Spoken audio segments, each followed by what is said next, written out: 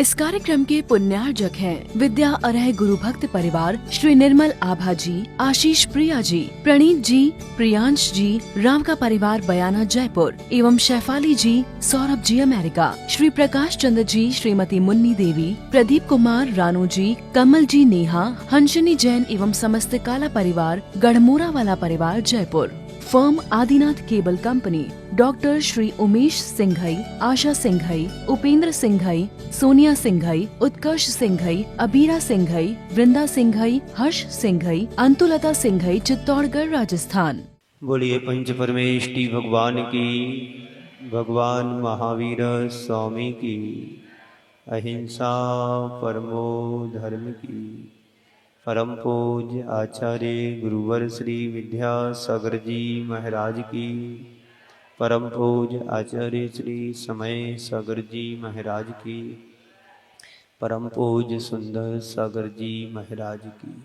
इस संसार में जो जन्म लेता है उसका मरण निश्चित होता है। जो आता है वो जाता भी है। अनित्य भावना में हमें यही समझाया जा रहा है कि संसार में कुछ भी नित्य नहीं है। जो आता है उसे एक दिन जाना होता है। जो मिला है वह बिछुड़ता है। जो बना है वह मिटेगा। सच्चे अर्थों में यदि देखा जाए, मृत्यु जन्म के लिए, आना जाने के लिए, पाना खोने के लिए, सूर्य का उगना डूबने के लिए, इस तरह से आना जाना, मिलना जुड़ना बिछुड़ना इस संसार में लगा हुआ है। सुख दुख ये सब हमारे जीवन के साथ चल रहा है। ये सब प्रकृति के नियम हैं। इसे हम टाल नहीं सकते हैं। कोई व्यक्ति ये सोचे कि अब तो मेरा जन्म हो गया है, अब कभी मुझे संसार से जाना नहीं होगा, ये उसकी भ्रांति है और उसका ये भ्रम भी है। हम और आप क्या, संसार का हर प्राणी इस घटना से गुजरता है। महापुरुषों के जीवन को भी देखें यदि हम, उनने भी जन्म लिया और उनका भी मरण हुआ। वो इस संसार में आए और हम सबको शिक्षा और सीख देकर के चले भी गए। गुरुदेव ने भी जन्म लिया था कभी इस धरा पर, वो भी आए और वो भी यहां से अपनी साधना करके वो भी चले गए। तो संत कहते हैं उत्पत्ति के साथ विनाश का संबंध जुड़ा हुआ है, जन्म के साथ मरण का संबंध जुड़ा हुआ है, संयोग के साथ वियोग का संबंध जुड़ा हुआ है, आने के साथ जाने का संबंध बना हुआ है। हम लाख कोशिश करें लेकिन प्रकृति के नियमों का हम उल्लंघन नहीं कर सकते हैं। ये सार्वभौमिक सत्य बात है। जो इस पर विश्वास कर लेता है वो फिर आने और जाने में, पाने और खोने में ज्यादा विकल्प नहीं करता है। वह इस बात पर अडिग रहता है कि यदि मेरा जन्म हुआ है तो एक दिन मुझे इस संसार से जाना ही होगा, और जब जाना होगा तब जाएंगे। अभी जाने के लिए विकल्प करने की कोई बात नहीं है। आपकी नगर में साधु संत आते हैं और चले चले बोलो तो जाते हैं। आप लाख कोशिश करो कि इन्हें रोके, रोक करके रोक भी सकते हो तो कितने दिन रोक करके रख सकते हो बोलो। नदी बह रही है और बहती हुई नदी को कोई रोकना चाहे तो क्या रोक सकता है? रोक सकता है। उस पर बांध बना करके नदी के पानी को रोक लेते हैं, लेकिन नदी के वेग को कोई नहीं रोक पाया। बांध बना लिया, नदी अपने प्रवाह से चल रही है। जब बांध के लेवल पर जल आता है तो पुनः फॉल होने लगता है, गिरने लगता है, लेकिन उसके प्रवाह को कोई रोक नहीं सका आज तक। ऐसे ही साधु संतों को तुम रोकना चाहो तो नहीं रोक पाओगे, लेकिन हां रोक सकते हैं। आप साधु संतों को रोकने के लिए भक्ति रूपी बांध बनाते हैं। उन्हें आप महीने, 6 महीने, 4 महीने, 3 महीने, 15 दिन, 10 दिन, 8 दिन, 1 दिन, 2 दिन रोक सकते हैं, लेकिन उनके गतिशील जो कदम होते हैं उन्हें कोई रोक नहीं सकता है। एक प्रकृति के नियम है, पत्ता लगता है डाल पर, एक दिन गिरना पड़ता है। फल लगते हैं, पकते हैं, टपक जाते हैं। ऐसे ही हमारा जीवन है। आयु पूर्ण होते ही हमें इस संसार से जाना होता है। तो अनित्य भावना यही कह रही है, औस बूंद ज्यों गले धूप में वा अंजुलि पानी, छिन छिन यौवन छीन होत है क्या समझे प्राणी। हमारा जीवन औस की बूंद की तरह है। औस की बूंद कब तक अच्छी लगती है? जब तक उस पर सूर्य का प्रकाश नहीं पड़ता है। आप लोगों ने कभी औस की बूंद देखी? बोलो, किसने देखी? हाथ ऊपर करो। कब देखी? उठने के बाद कि सोने के बाद? जब आप प्रातः काल जब घूमने के लिए जाते हो तो घास की धूप पर एक एक बूंद मोतियों की तरह चमचमाती है। औस बूंद ज्यों गले धूप में, औस की बूंद धूप के पड़ते ही गल जाती है, विलीन हो जाती है, समाप्त हो जाती है। संत कहते हैं वैसे ही हमारा जीवन है। जब तक हमारा जीवन है तब तक औस की बूंद की तरह चमचमा रहा है, और जैसे ही काल रूपी आता है यमराज, हमारे जीवन को छीण कर देता है, लील लेता है, हमारे हाथ से छुड़ा लेता है। हमारा जीवन भी औस की बूंद की तरह है, जैसे विलीन हो जाते हैं सूर्य की किरण पड़ते ही, ऐसा हमारी आयु पूर्ण होते ही जीवन समाप्त हो जाता है। और हमारा जीवन कैसा है? जैसे अंजलि में पानी भरते हैं, एक एक बूंद करके पानी निकल रहा है, अंजलि खाली हो रही है, पर उस व्यक्ति को पता नहीं पड़ता कि हमारी अंजलि खाली हो रही कि भर रही है। ऐसे ही हमारी एक एक श्वासें जो हम लेकर के आए हैं, अपनी आयु कर्म बांध करके आए हैं, कोई 70 वर्ष, 90 वर्ष, 100 वर्ष, 80 वर्ष के, और कुछ लोग तो ऐसे होते हैं जो जन्म ही नहीं ले पाते हैं, पर लोग पेट में ही चले जाते। अभी मैं चित्तौड़गढ़ में था, नहीं यहाँ रास्ते में, क्या बोलते गांव का नाम तो मुझे याद नहीं, पीछे इसके पीछे कौन सा गांव आया था, मंगलवाड़। मंगलवाड़ में एक परिवार आया, हमने यही कहा, आहार के बाद बैठा हुआ था, बोले इतनी लेट मंदिर आते हैं आप लोग? बोले नहीं महाराज, एक समस्या आ गई। बोला कौन सी समस्या आ गई? बोले हमारी बहू के यहाँ 2 महीने का एबॉर्शन करा दिया। मैंने कहा तुमने बहुत बड़ा पाप कर लिया। क्यों? क्योंकि कितना पुण्य उस जीव ने कमाया होगा कि जैन कुल में जन्म लेने का अवसर मिल रहा था, और वो जीव आया और आया ही नहीं, परलोक को भी चला गया, जन्म भी नहीं ले पाया। ऐसे एक नहीं सैकड़ों उदाहरण आए दिन रोज मिलते हैं, रोज यही हो रहा है। बोले डॉक्टरों को दिखाया, डॉक्टरों ने सबने कहा कि उसकी धड़कन चली गई, धड़कन चली गई। अरे उसकी धड़कन जहां गई या न गई वो तो भगवान जाने, लेकिन तुमने अपने भावों से तो और अपने कृत्यों के द्वारा पाप तो कर ही लिया।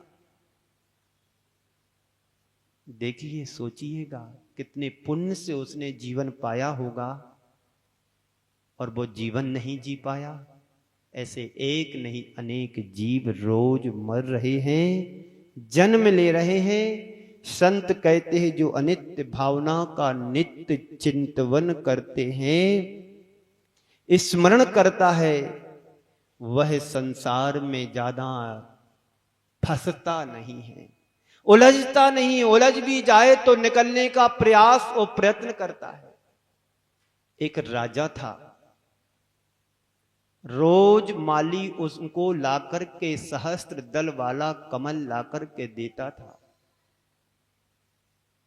एक दिन माली लाया सहस्त्र दल कमल को, राजा के सामने रखा।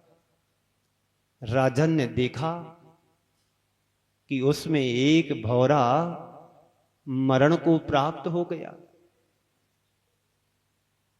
राजा का चिंतन और आगे चल गया कि जो लकड़ी को छेदने वाला भौरा एक कमल की पंखुड़ी को नहीं भेद पाया,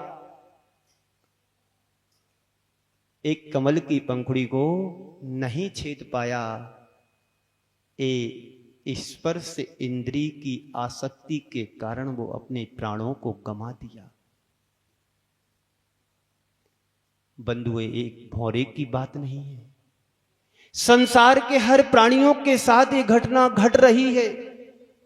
बड़े बड़े काम कर लेंगे, लेकिन जब आसक्त व्यक्ति हो जाता है, उस आसक्ति में फंस करके अपने जीवन को भी गंवा देता है। एक बार ऐसा हुआ, डाल से गिरते हुए पत्ते ने वृक्ष की ओर देख करके कहा, अब मैं जा रहा हूं, अब मैं जा रहा हूं, काफी दिन तक तुम्हारे साथ में रहा हूं, पता नहीं अब तुम्हारे से कब मिलूंगा। कौन कह रहा है?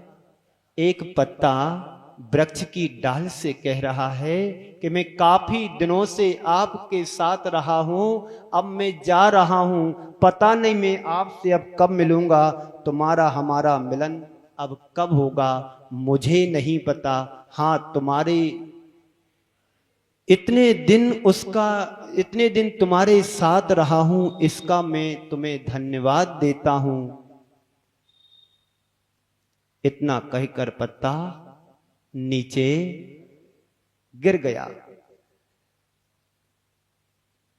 जब पत्ता नीचे गिरा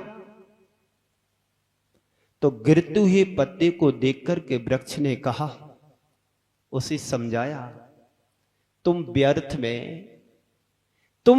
में दुखी हो रहे हो। संसार की ये रीत है, नियति है कि जो आया है उसे एक दिन जाना पड़ेगा। एक जाता है तभी दूसरा आता है। अभी आज या कल कोई कह रहा था, महाराज श्री आपके आने के पहले एक संघ और आया था, यदि वो संघ यहां रुका रहता तो हम कैसे आ पाते। जब स्टेशन खाली होती है तभी गाड़ी को लाइन मिलती है। तो कहने का मतलब है, जब एक जाता है तभी दूसरा आता है। अभी तुम जा रहे हो, ना जाने तुम्हारे जाने से पहले कितने पत्ते आए और चले गए। आप व्यर्थ में दुखी हो रहे हो। ये संसार की नियति है, जो आता है वो जाता। संयोग के साथ वियोग, दुख के साथ सुख, अनुकूल के साथ प्रतिकूल, प्रसन्नता के साथ खिन्नता का साथ संबंध बना हुआ है। यहां पर ना जाने कितने लोग आए और इस संसार से तुम्हारे गांव से भी चले गए। कुछ गांव से ऊपर चले गए, कुछ गांव से पलायन भी हो गए, कुछ गांव में अभी हैं। कुछ लोगों की जाने की तैयारियां भी चल रही हैं, कुछ लोगों की आने की भी तैयारियां चल रही होगी। तो पत्ता कह रहा, वृक्ष कह रहा है समझाते हुए कि ना जाने तुम्हारे जाने से पहले कितने पत्ते चले गए, आए और चले गए। उनके जाने पर ही तुम यहां पर आ सके, और आपके जाने पर कोई दूसरा आएगा, आ सकेगा। सच्चे अर्थों में विचार किया जाए तो संसार के हर संयोग वियोगमय होता है। बोलो, संयोग के साथ वियोग होता है कि नहीं होता है? होता है। केवल एक पत्ते की तरह है जो कल तक पेड़ पर टिका हुआ था, एक दिन उसे झड़ना ही पड़ेगा। संत कहते हैं, कहीं पर कली खिलती है तो कहीं पर कली मुरझा भी रही है। हकीकत तो यह है कि प्रत्येक फूल का जन्म मुरझाने के लिए होता है। हर प्राणी का जन्म मरण के लिए होता है, चाहे वो एक इंद्री हो, चाहे दो इंद्री हो, चाहे तीन इंद्री हो, चाहे चौर इंद्री हो, या कोई भी इंद्री हो। हर प्राणी का, हर जीव का जन्म मरण के लिए होता है। तो कहीं पर फूल खिलता है तो एक दिन उसे मुरझाने भी पड़ता है। आज फूल खिला है तो कल उसे मुरझाना पड़ेगा। सच तो यह है कि जो व्यक्ति खिलते हुए फूल में मुरझाने के रूप को देख लेता है, वही सच्चे अर्थों में प्रज्ञा को उपलब्ध कर लेता है, प्रज्ञा रूपी चक्षु को प्राप्त कर लेता है। तो कली का खिलना और मुरझाना ये निश्चित ही है। क्या पता तुम्हारे जीवन की कली कब मुरझा जाए। संत कहते हैं तुम्हारे जीवन की कली मुरझाए उससे पहले एक नए खिलने का अपने जीवन में उपाय कर लेना चाहिए। मैं बार बार कहता हूं, तुम्हारे जीवन का अंत हो उससे पहले एक जीवन को नया बनाने का इंतजाम कर लेना चाहिए। हमें संसार में इस संसार से जहां भी जाएं वहां पर हमारे लिए वो मिलना चाहिए जो तुमने कभी सोचा भी नहीं होगा। हम पुण्य लेकर के यहां पर आए थे, अब इस यहां से जाने के लिए कोई हमारा पुण्य भी तो और चाहिए। पुराना पुण्य आपने खर्च कर दिया, आपका सब बैलेंस खत्म हो गया, तो आपको क्या बैंक वाला नया पैसा देगा? पैसा जब तुम्हारा जमा होगा तभी ना मिलेगा। एटीएम भी पैसा नहीं देगा, बैंक वाला भी नहीं देगा। तो यही भी संत कहते हैं कि यदि हमने पुण्य से इधर जन्म लिया है तो और ऐसा नया पुण्य हमें डिपॉजिट करना है जिससे जिस भव में हम जाएं वहां पर नया रूप मुझे मिले। तो मालूम है कब तुम्हारे जीवन की अंतिम श्वास बन जाए, ये हमारे जीवन की हकीकत है। इसलिए इस खिली हुई कली से सदुपयोग करने की कला सीख लेना चाहिए। बगीचे में आप लोग जब कभी जाते हैं तो दो तरह की दृष्टि हमें उसे दिखाई पड़ती है। एक तो खिलता हुआ कमल दिखाई देता है, दूसरा वहां पर सड़ी गड़ी पत्तियां दिखाई देती हैं। आप किसे देखना पसंद करते हैं? आप खिले हुए फूल को देखना पसंद करते हैं कि यहाँ वहां पर पड़े हुए पत्ते कांटे आदि गंदगी को पसंद करते हैं? इस कार्यक्रम के पुण्यार्चक थे विद्या अर्ह गुरु भक्त परिवार श्री निर्मल आभा जी, आशीष प्रिया जी, प्रणीत जी, प्रियांश जी, राम का परिवार बयाना जयपुर एवं शैफाली जी, सौरभ जी अमेरिका, श्री प्रकाश चंद्र जी, श्रीमती मुन्नी देवी, प्रदीप कुमार रानू जी, कमल जी नेहा, हंसनी जैन एवं समस्त काला परिवार गढ़मोरा वाला परिवार Jaipur. Firm Adinath cable company, doctor Shri Umesh Singhai, Asha Singhai, Upendra Singhai, Sonia Singhai, Utkarsh Singhai, Abira Singhai, Vrinda Singhai, Harsh Singhai, Antulata Singhai, Chittorgarh Rajasthan.